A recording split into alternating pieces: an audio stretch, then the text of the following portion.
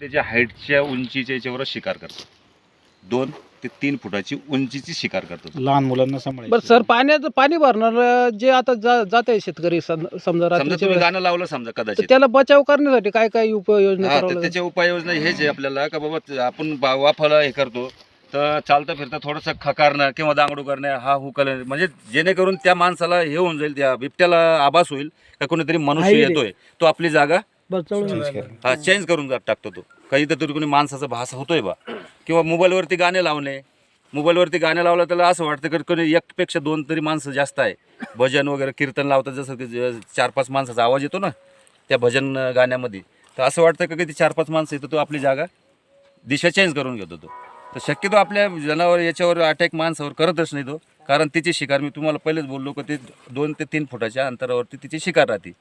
कदाचित त्याला अटॅक कधी होतो का माणूस चुपचाप बसलेला आहे आणि खाली वाकून काम करतोय, वाकून त्याला असं वाटतं काहीतरी शिकार आहे डुक्कर आहे किंवा कुत्रा आहे. 4 पायाची शिकार आहे ना तिची. 2 पायावर कधीच शिकार करणार नाही बिबट. 2 पायावर उंच जनावर असला कधीच नाही. एखादा बैलावर जेव्हा होतो ना अटॅक, तो बसलेला राहतो आणि झोपेल राहतो. त्यावेळेस तो पाठीमागून येऊन फाटका मारतो, जसं वळला जनावर का तो नरडा धरतो, आणि नरडा धरल्यानंतर काय होतं का त्याला रक्तच निघतो.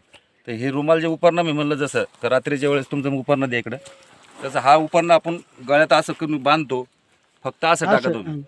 कदाचित समजा आपल्यावरती हल्ला झाला आणि त्यानं धरलं तर त्याची जबान इतकी सेन्सिटिव्ह राहते का तो लगेच सोडून देणार. वास येईल का त्याला? हे उपरण्यामुळे जबान कपड्याचा लगेच सोडून देतो. कारण आजपर्यंत जेवढ्या बी घटना झालेल्या आहे, ज्याच्या गळ्यात उपरणा, दुपट्टा, साडीचा पदर हे पूर्ण वाचलेले आहे.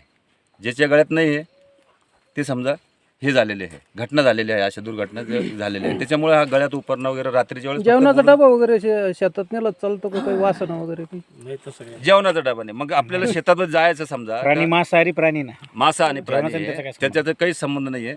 दुसरी गोष्ट का तुम्ही शेतात समजा आपल्याला इथं नेहमी यावं लागतं, तर आपला टायर घ्यायचा, वेस्टेड टायर मोटरसायकलचा, आणि त्या टायराला थोडं तोडून घ्यायचं असं 4 बोटाचा, आणि त्याच्यामध्ये जिवंत आपल्या मिरच्या, ज्या वाळलेल्या मिरच्या राहतात, लाल मिरची, त्या बुकटीने करायची, अख्ख्या मिरच्या भरायच्या त्याच्यामध्ये, आणि एका साईडला लावून द्यायचं. म्हणजे ते कचवा अगरबत्ती सारखं जळत राहतो 1 ते 2 तास.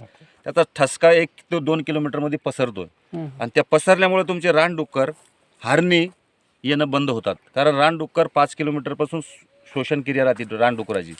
म्हणजे आपण काहीतरी मक्का पेरली, काहीतरी पेरलं समजा, त्या वासाने ते रानडुकरं येतात, आणि रानडुकरामुळे काय होतं, हा पाठीमागं त्यांच्या शिकारीसाठी येतो, खाद्यासाठी. त्यांच्या रानडुक्कर किंवा कुत्रे, भटकी कुत्रे यांच्यासाठी हा शिकारीसाठी येतो, आणि त्याच्यामुळे तो जवळ येतो. आणि माणूस कदाचित कामाला लागला का खाली वाकून आलं का त्यावेळेसच अटॅक होतो. पण अटॅकच्या अगोदर बचाव, कारण तो वन्य प्राणी कितीतरी म्हणला तर मुक्क जनावर आहे, तो समजू शकत नाही.